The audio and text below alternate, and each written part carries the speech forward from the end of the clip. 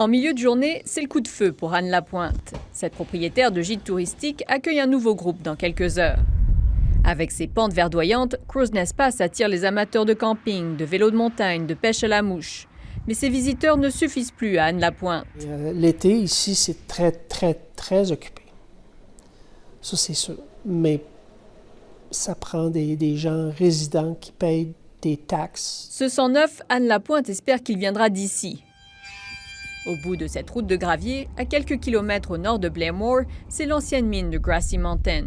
Une entreprise australienne a racheté les droits il y a plus de 10 ans. Ce qui l'intéresse, c'est cette roche noire qui brille au soleil. Du charbon métallurgique, une ressource encore prédominante pour la fabrication de l'acier. So here in Alberta, we have this valuable resource and we believe that we can extract it responsibly and safely. Un comité mixte fédéral-provincial a rejeté la première proposition d'extraction en 2021 comme contraire à l'intérêt public. Trop de risques pour l'écosystème. Mais l'entreprise, désormais appelée Northback, persiste.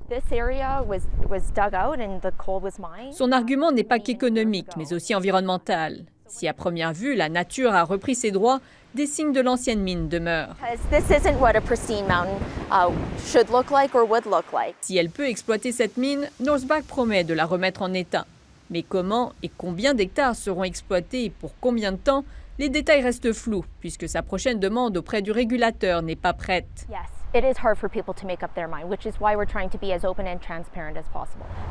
Et à voir les rues de Crowsnest Pass, ces efforts sont payants. Aux fenêtres des commerces et des habitations, des résidents professent leur appui à ce projet. Ces pancartes sont le fruit du travail d'un couple de la région. Il y a quelques années, Carmen et Troy Lindemann ont monté un groupe pour appuyer les projets de mines de charbon. Depuis le rejet de la proposition de Grassy Mountain, ils élèvent la voix.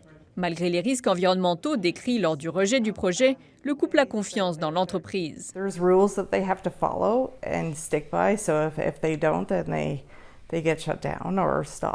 Pour eux, l'industrie du charbon est une bouée de sauvetage. Le portrait de Crowsnest Pass qu'ils décrivent est celui d'une communauté sous respirateur artificiel. Une population vieillissante, près de 30% à l'âge de la retraite. Et une industrie du tourisme qui ne fournit ni assez d'emplois ni assez de recettes fiscales pour améliorer les infrastructures. Well, we've been waiting 50 years.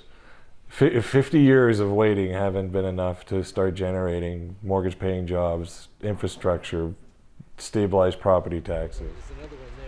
Ce portrait fait fulminer les opposants à la mine. Mourir? Non, est en train de renaître. C'était une communauté qui était abattue par le charbon. Et maintenant, il y a une renaissance, une recroissance. Dans les rues de Crowsnest Pass, leurs panneaux sont moins nombreux. Ils espèrent cependant représenter une majorité silencieuse, parce que le risque environnemental est pour eux trop grand. C'est la qualité et la quantité d'eau que les mines exigent pour laver le charbon. Nous n'en avons pas énormément d'eau pour commencer. Deux visions du présent de Crowsnest Pass et deux chemins pour un avenir prospère. C'est tout ce qu'on demande entre citoyens. Pour Anne Lapointe, c'est tout le problème de ce débat, la polarisation. On est perdant maintenant, c'est qu'il n'y a pas de discussion. Le 25 novembre, les résidents voteront pour affirmer leur soutien ou non au projet. Un référendum non contraignant qui ne devrait donc avoir aucune influence sur l'approbation ou non de la mine. Mais beaucoup espèrent que ce résultat aidera Crowsnest Pass à avancer de manière plus unie. Ici Tiffany Roquette, Radio-Canada, Crowsnest Pass.